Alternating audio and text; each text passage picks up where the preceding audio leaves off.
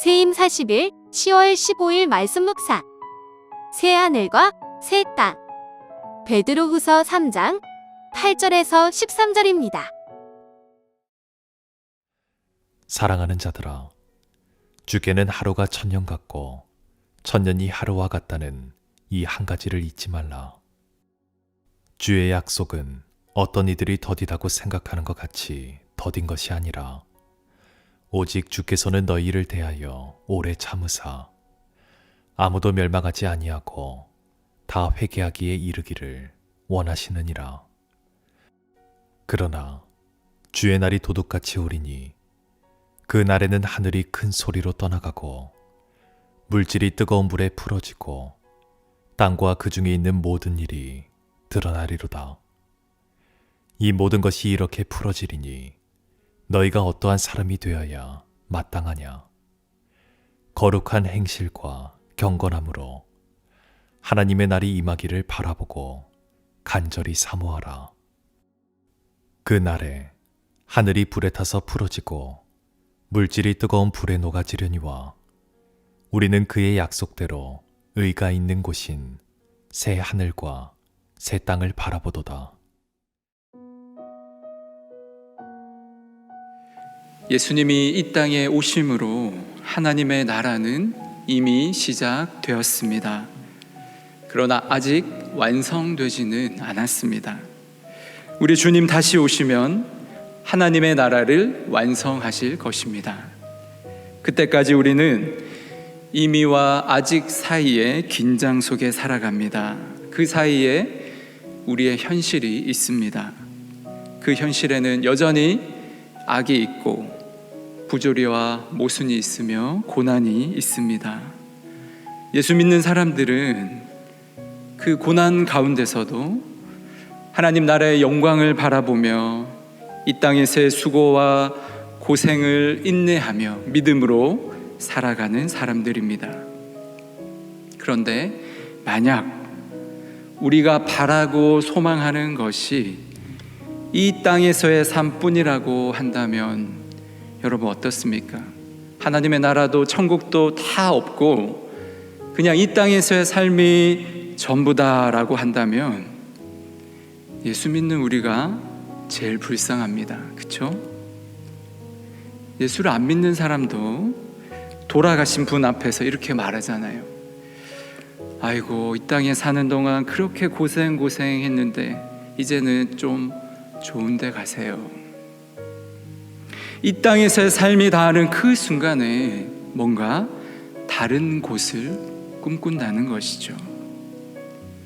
사도 바울도 같은 말을 합니다. 고린도전서 15장 19절 말씀입니다.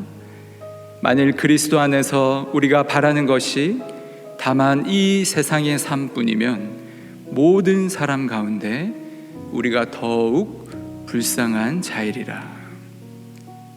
예수님은 지금도 살아서 역사하시고 반드시 이 세상에 다시 오셔서 이 땅을 심판하시며 새 하늘과 새 땅을 창조하실 것입니다. 주님은 우리를 천국으로 인도하실 것입니다. 그런데 예수님이 너무 더디 오시는 것만 같고 환난과 핍박 그리고 고난이라는 현실의 도전이 너무나 거세기만 할 때 약속이 의심이 되고 우리의 믿음은 흔들리기도 합니다. 게다가 우리 주위에 이런 소리도 들립니다. 베드로후서 3장 4절 말씀입니다. 이르되 주께서 강림하신다는 약속이 어디 있느냐? 조상들이 잔 후로부터 만물이 처음 창조될 때와 같이 그냥 있다 하니. 뭐라고요? 예수가 다시 이 땅에 오신다고요? 그런 약속이 도대체 어디 있습니까? 만물을 보세요. 창조 때부터 그러했듯이 지금도 그냥 그대로입니다.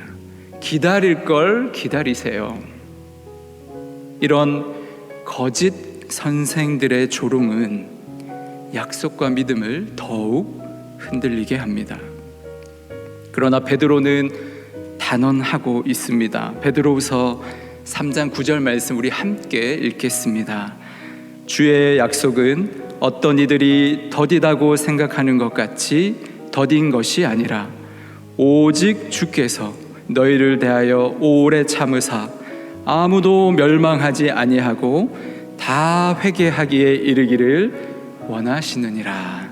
아멘. 예수님이 안 오시는 게 아니라, 예수님이 더디 오시는 게 아니라 우리를 기다려 주시는 겁니다. 오래 참고 기다려 주시는데 그 이유가요, 우리가 멸망당하지 않고 다 회개하여 구원받기를 원하시기 때문입니다. 베드로는 지금 그 하나님 아버지의 본심을 알아채고 있는 것이죠. 베드로는 어떻게 이걸 알았을까요? 자신이 직접 경험했거든요. 그 옛날 예수를 배반한 자신을 용서해 주신 예수님, 실패와 절망과 상처로 얼룩진 자신을 기다려 주신 예수님, 그리고 사랑을 물음으로 다시 회복시켜 주신 그 예수님을 베드로는 만났기 때문입니다. 여러분, 예수님이 저와 여러분들을 오래 참고 기다려 주십니다. 내 안에 어그러지고 깨어지고 망가진 것들이 다시 주님을 향해 회복될 수 있도록, 또한 내 안에 모든 추함과 더러움이 주님께 회개함을 통해 다시 정결케 되도록 주님은 오래 참아 주십니다. 주님의 오래 참고 기다리심이 우리의 구원이 되는 줄 믿습니다. 베드로는 주님이 다시 오실 그날 어떤 일이 일어나는지 구체적으로 설명합니다. 우리 베드로후서 3장 10절에서 12절 상반절까지 말씀 보겠습니다. 그러나 주의 날이 도둑같이 오리니 그날에는 하늘이 큰 소리로 떠나가고 물질이 뜨거운 불에 풀어지고 땅과 그 중에 있는 모든 일이 드러나리로다. 이 모든 것이 이렇게 풀어지리니 너희가 어떠한 사람이 되어야 마땅하냐? 거룩한 행실과 경건함으로 하나님의 날이 임하기를 바라보고 간절히 사모하라. 베드로는 지금 미래에 일어날 일을 바라보면서 독자들의 시선을 오늘로 이끌고 있습니다. 미래에 이러한 일들이 일어날 텐데 오늘 너희들이 어떠한 삶을 살아야 하는가 묻고 있죠.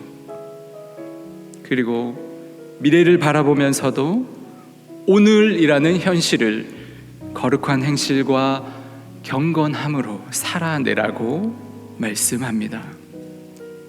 1992년 10월 28일 예수님이 다시 오십니다. 다가올 미래를 준비합시다. 한 자동차 확성기에서 누군가 외쳐대고 있습니다. 여러분, 다미 선교회라고 들어보셨지요? 다가올 미래를 준비한다는 뜻입니다. 일부 사람들은 실제로 당시 동요했습니다.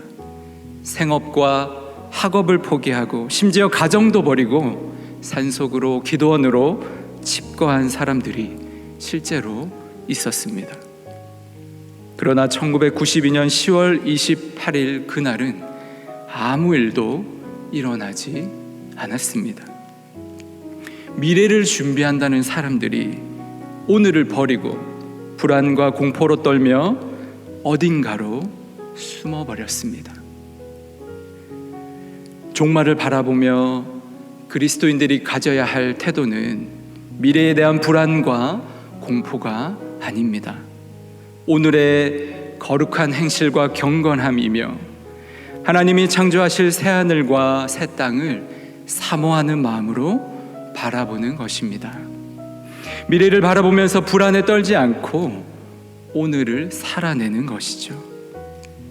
기독교 신앙은 과거가 현재를 결정하는 것이 아니라 미래가 현재를 새롭게 규정하고 해석합니다. 즉, 부활의 빛 안에서 새하늘과 새 땅이라는 비전 안에서 오늘이라는 현실을 바라보는 것입니다.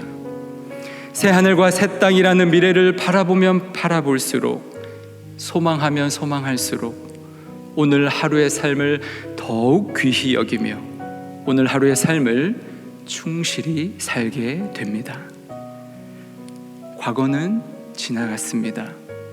미래는 아직 오지 않았습니다. 우리에게는 오직 오늘이라는 시간이 주어져 있습니다. 오늘 하루 주님과 동행하고 오늘 하루 내 삶에 주님이 숨겨두신 그 기쁨을 발견하면서 감사하고 우리 주님께서 기뻐하시는 삶을 살아가는 것, 주님 주신 사랑으로 주위 사람들을 사랑하며 사는 것, 바로 그것이 이미와 아직 사이를 살아가는 성도들의 특권이자 의무입니다. 자동차나 기차를 타고 가다가요, 갑자기 긴 어둠의 터널을 만날 때가 있습니다. 그러나 그때 우리는 갑자기 캄캄해졌다고 해서 소스라치게 놀라거나 당황하지는 않습니다. 불안해하거나 두려워하지도 않습니다. 왜요? 그 어둠의 터널도 반드시 끝이 있고 그 터널의 끝에는 밝은 빛이 비추이는 넓은 세상이 우리를 기다리고 있음을 알기 때문입니다. 지금 잠시 인생의 어두운 터널을 지나느라 힘겨운 시간을 보내고 계신 성도님들이 있을 것입니다. 불안해하지 마십시오. 두려워하지 마십시오. 이 어둠의 터널엔 반드시 끝이 있고 언젠가는 지나가게 됩니다. 이 또한 지나가리라. 이 어둠의 터널은 저 영원한 하나님 나라에 비하면 한낱 전보다도 더 작고 작습니다. 하나님의 그 아름다운 나라를 우리에게 주시기를 너무 기뻐하십니다. 다만 오늘이라는 이 하루를 놓치지 않길 원합니다. 비록 현실의 삶이 녹록지 않지만 우리의 마음을 하나님께 두고 하나님을 소망하며 오늘이라는 하루를 기쁨과 감사로 그리고 사랑으로 살아내는 모든 이들에게 하나님은 살아갈 길을 여시고 이겨낼 힘을 주실 것입니다. 이렇게 미래의 하나님 나라를 소망으로 바라보면서 오늘을 살아내는 삶이 우리를 더욱 견고한 신앙인으로 세워갈 줄 믿습니다.